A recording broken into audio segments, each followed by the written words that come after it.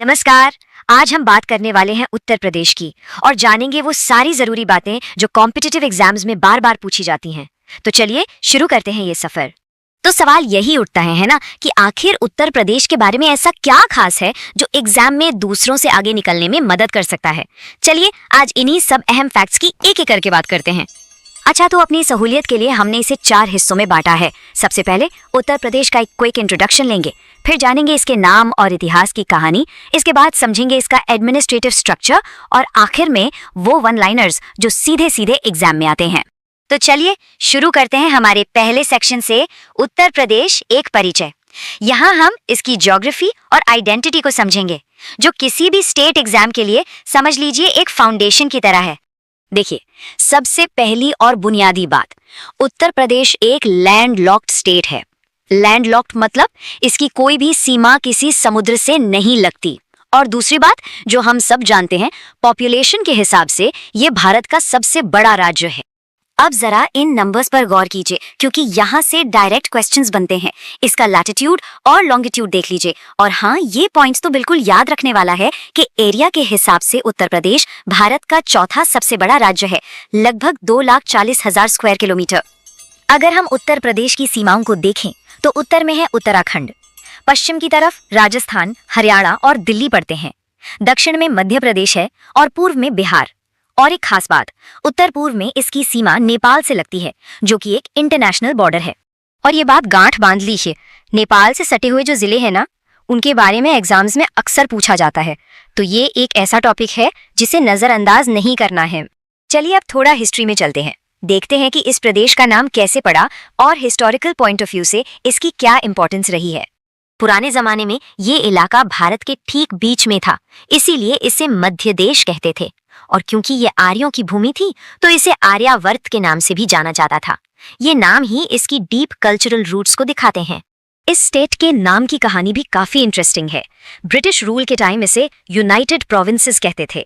फिर आजादी के ठीक बाद 26 जनवरी 1950 को, जी हाँ, जिस दिन हमारा देश गणतंत्र बना, इसे अपना आज का नाम मिला, उत्तर प्रदेश। ये तारीख एग्जाम के लिए सुपर इंपॉर्टेंट है।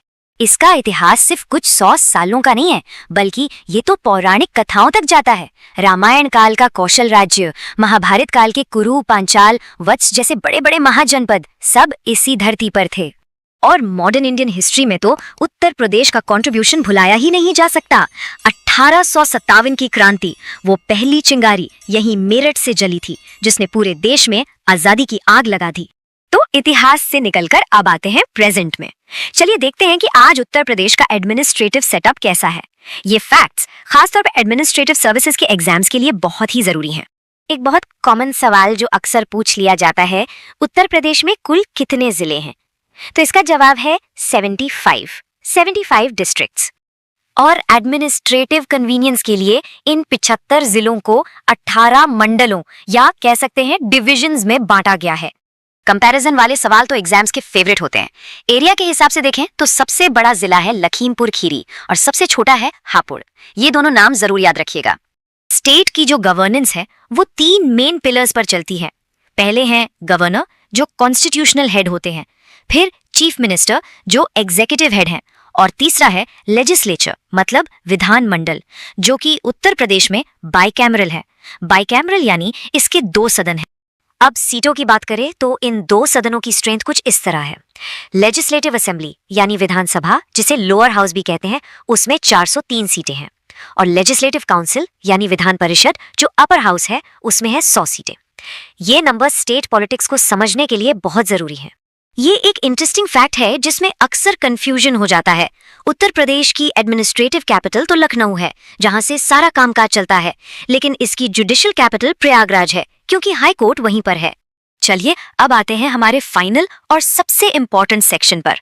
यहाँ हम फटाफट उन फैक्ट्स पर नजर डालेंगे जो वन लाइनर जीके की तरह सीधे सीधे एग्जाम्स में पूछ लिए जाते हैं। स्टेट सिंबल्स हमेशा से ही एक हॉट टॉपिक रहा है। चलिए इनको एक साथ याद करते हैं।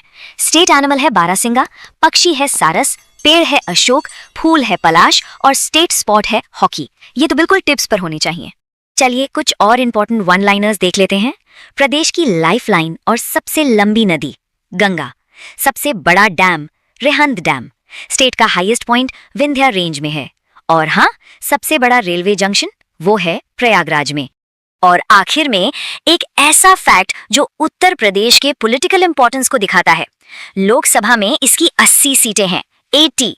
ये नंबर पूरे भारत में किसी भी एक स्टेट से सबसे ज्यादा है। मतलब नेशनल पॉलिटिक्स में इसका कितना बड़ा रोल है ये यहीं से पता चलता है। तो हमने उत्तर प्रदेश से जुड़े कई अहम फैक्ट्स को कवर कर लिया है, लेकिन अब एक सवाल सोचने के लिए, इन सभी फैक्ट्स के अलावा कौन सा हिस्टोरिकल साइट उत्तर प्रदेश में सबसे ज्यादा मायने रखता है और क्यों? इस पर जरूर सोचिएगा, क्योंकि ये फैक्ट्स से आगे जाकर एनालिसिस करने में मदद करेगा। तब तक अपनी तैयारी